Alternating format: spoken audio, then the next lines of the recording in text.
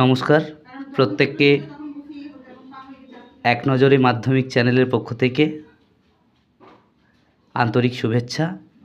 চলো আজকে আমরা দ্বিতীয় অধ্যায়ের কিছু গুরুত্বপূর্ণ প্রশ্ন উত্তর নিয়ে আলোচনা করব। প্রত্যেকে প্র্যাকটিসও হবে এবং আমি তোমাদেরকে যারা যারা আমার ক্লাসগুলো প্রতিদিন করবে তাদের জন্য অত্যন্ত ভালো একটা পদক্ষেপ। এটা শুধুমাত্র তোমাদের স্বার্থে করা। চলো শুরু করি কথা না বাড়িয়ে। সংস্কার, বৈশিষ্ট্য এবং পর্যালোচনা দ্বিতীয় অধ্যায়ের যে প্রশ্ন কিছু আমি আলোচনা করব। দেখো তোমরা কতগুলো পারছো আর কতগুলো পারছো না। চলো, কোন শতক ছিল বাংলা তথা ভারতের ইতিহাসের অন্ধকারময় যুগ? এটা উত্তরটা হবে অষ্টাদশ শতক। পরবর্তী, কত খ্রিস্টাব্দে কার উদ্যোগে সতীদাহ প্রথা নিবারণ হয়?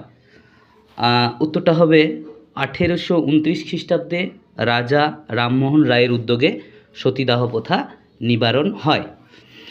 বামাবোধিনী সভা কত সালে প্রতিষ্ঠিত হয়? বামাবোধিনী সভা প্রতিষ্ঠিত হয় 1863 সালে।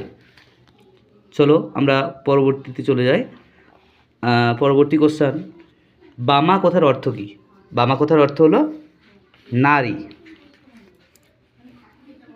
বামাবোধিনী পত্রিকার সম্পাদক কে ছিলেন? উমেশচন্দ্র দত্ত। পরবর্তীতে চলে যাব, হিন্দু পেট্রিয়ট পত্রিকার সম্পাদক কে ছিলেন? হরিশ্চন্দ্র মুখোপাধ্যায়।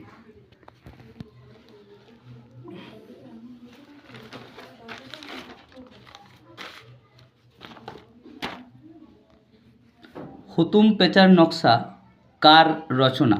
কালীপ্রসন্ন সিংহের। কালীপ্রসন্ন সিংহের ছদ্মনাম হুতুম পেঁচা। নীলদর্পণ নাটকটি 1860 খ্রিস্টাব্দে কোথা থেকে প্রকাশিত হয়? ঢাকা থেকে। নীলদর্পণ নাটকটির রচয়িতা এ প্রসঙ্গে বলে নিই, নীলদর্পণ নাটকটির রচয়িতা দীনবন্ধু মিত্র এবং এই নাটকটা ইংরেজিতে অনুবাদ করেন মাইকেল মধুসূদন দত্ত এবং জেমস লং সাহেব তার নিজ নামে এটি প্রকাশ করে নেয়।